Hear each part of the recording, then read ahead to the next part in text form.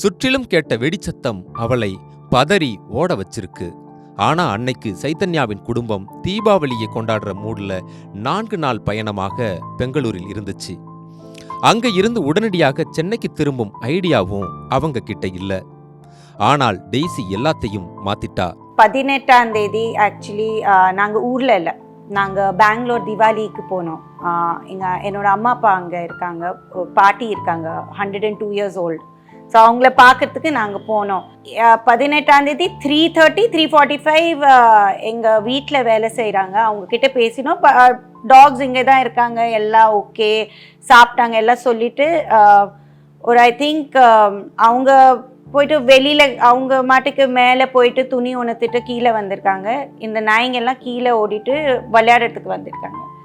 அவங்க வெயிட் பண்ணிவிட்டு கொஞ்ச நேரம் சரி இவங்க மேலே போவாங்கன்னு வெயிட் பண்ணியிருக்காங்க. ஆனால் அன்னைக்குன்னு பார்த்து எங்கள் டாக்ஸுக்கு விளையாடணுன்னு இருந்திருக்கு. சரி ஓகே, நம்ம டிரைவர்கிட்ட சொல்லியிருக்காங்க ஒரு ½ an hour வந்து மேலே கூட்டிகிட்டு போயிடுங்கண்ணா. டிரைவருக்கு சடனாக ஏதோ வேலை வந்திருக்கு.